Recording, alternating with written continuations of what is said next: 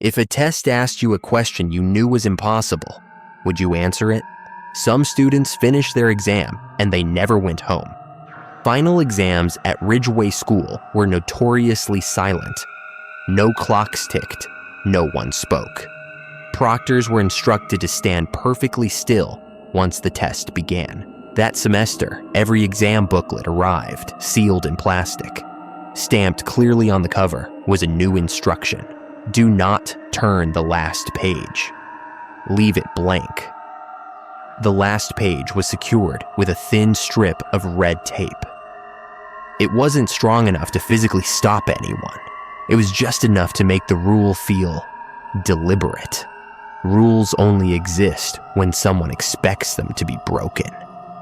Most students followed the rule, but one student finished early. He stared at the red tape. He assumed it was a printing error. He peeled the tape back carefully, ensuring it didn't tear. The page contained a single question in the center of the white paper. Are you alone right now? No instructions, no multiple choice. He looked around the room. 30 students, 2 proctors. He scoffed, thinking it was a trick question. He decided to play along. He circled yes. Relieved, he closed the booklet and leaned back. Nothing happened immediately.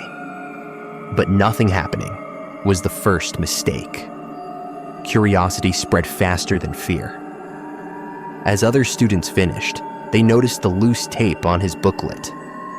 They peeled back their own. Some circled yes, some circled no. One student wrote a name instead. During the final 10 minutes, the atmosphere shifted. Several students complained of sudden splitting headaches. One student asked to go to the bathroom and returned pale, whispering that someone was standing in the hallway, watching through the door window. A student near the back raised her hand. She asked why the proctor kept standing directly behind her, breathing on her neck. The proctor was sitting at the front of the room. That was when the students realized they weren't being watched from the front. When the tests were collected, several booklets were missing the last page entirely. The paper had been removed cleanly. But that night, students began receiving phone calls from the school's official number. No one spoke. Only breathing. Slow, close, patient. The calls ended the moment they were answered. Breathing means someone is close, too close. The next morning, a revised instruction was announced. Do not turn the last page. If you already have, do not answer. New booklets were issued for a second session. The red tape was thicker this time. Some students noticed fingerprints already pressed into the adhesive. Halfway through the exam, a student near the middle of the room froze. He raised his head and asked a single question that broke the silence. What if the answer is already there? The student began shaking. The paper felt warm. He said it was sticking to his fingers. Students nearby began smelling something metallic, like old copper. The student screamed and tore the booklet open. The last page was already filled in, not in pencil, not in ink, but pressed so deeply into the paper, the letters were raised on the other side. Yes. The proctor walked toward him to confiscate the test.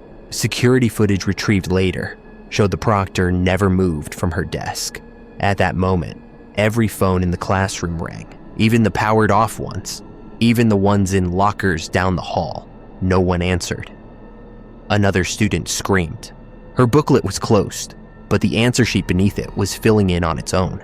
Invisible pressure bearing down on the page. Yes, yes, yes. The bell rang. It didn't stop. The school canceled exams indefinitely. Parents were told there had been a procedural failure. They were not told why several students never returned home. The test booklets were sealed and placed in storage. Weeks later, a staff member opened one by mistake, but the question had changed. Are you ready to answer again? Because the test was never measuring knowledge. It was measuring who noticed the question, and now it knows who you are.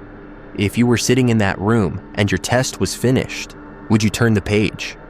Comment yes or no